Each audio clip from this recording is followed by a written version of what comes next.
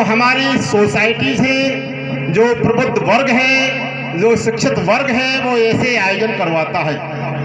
ऐसे आयोजनों से इतिहास का प्रचार होता है। ऐसे आयोजनों से विचारों का संप्रेषण होता है। विचारों का संप्रेषण का सबसे सशक्त माध्यम अगर है तो मैं सैल्यूट करता हूँ ऐसे गायक कलाकारों को जो अपनी वाणी के माध्यम से इतिहास को लोगों के जन जन में संप्रेषित करते हैं, कानों तक पहुंचाते हैं, उनके दिलो दिमाग में बैठाते हैं। तो बाबा साहब के इस राह पर चलने वाले जो मिशन के सजग प्रहरी हैं, अभी हम देख रहे थे कि तीनों चारों जो बच्चियां हैं, जो लड़कियां हैं, इन्होंने बहुत अच्छे तरीके से अपनी बात को रखा। जो बात अपने अपने भाषणों में कहते सो उन्होंने संगीत के माध्यम से आपको रुचिकर तरीके से पहुंचाया, आपने सुनाया, मनोरंजन भी साथ में प्राप्त किया। और अरविंद बौद्ध जी ने भी बहुत सारी मिशन की बात। अब चूंकि हम जब ग्वालियर में कार्यक्रम करवाते हैं तो हमें राजेश जी सिंगर को याद करना पड़ता है, वहाँ मीटिंगों में हमें इस मंडली को बुलाना पड़ता है। इन्होंने कहा कि सर आप आ जाइए, तो मैंने कहा चलो हम जब आपको बुलाते हैं तो हमें भी चलना पड़ेगा, इसलिए मैं इधर आया। मैंने मऊ में जो भी यादव जी थे जो कह रहे थे, आज के 15 साल पहले मैंने कैडर कैंप लगाए थे और यहाँ आते भी रहे हैं, लेकिन अच्छा सौभाग्य की बात है और हम भाग्य उसमें विश्वास नहीं रखते थे, लेकिन दूरी संयोग की बात है कि हम और आप बीच आज मिले।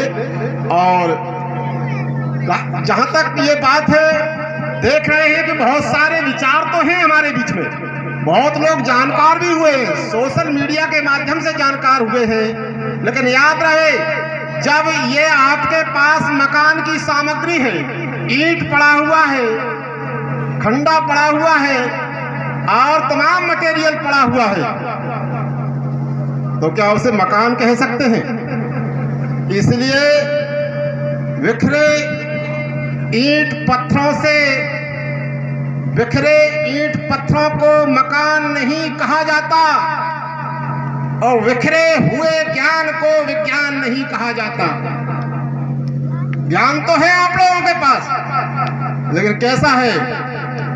बिखरा हुआ, उसकी कोई दिशा ही नहीं है। तो बिखरे ईंट पत्थरों को मकान नहीं कहा जाता और बिखरे हुए ज्ञान को विज्ञान नहीं कहा जाता।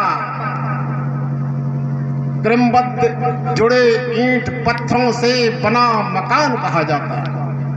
क्रमबद्ध ईंट पत्थरों से बना मकान कहा जाता और क्रमबद्ध संगठित ज्ञान को ही विज्ञान कहा जाता।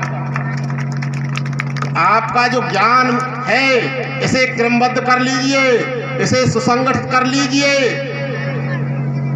टॉलस्टॉय कहता है, टॉलस्टॉय बड़ा विद्वान हुआ है, पाश्चात्य सभ्यता का वो कहता है, the distance you have gone, दूरी जो आपके द्वारा चली गई है। और से कहते हैं हम तो साहब मिशन में बहुत लंबे अरसे से काम कर रहे हैं, लेकिन चल किधर रहे हो?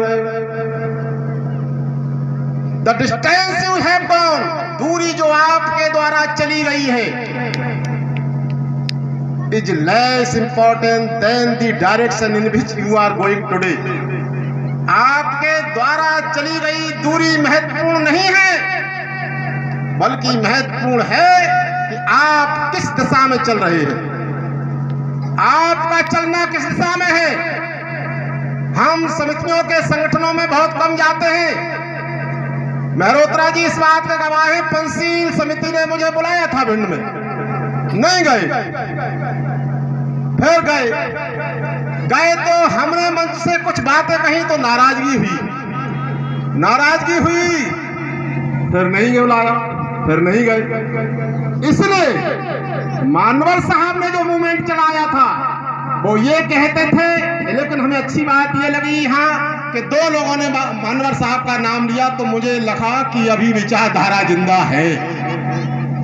मानवर कांसीराम साहब ने जो संगठन तैयार किया और जो शब्द दिया बहुजन, बहुजन शब्द से सब लोगों का कैलकुलेशन हो गया और एक सूत्र में बंधने का प्रयास होने लगा।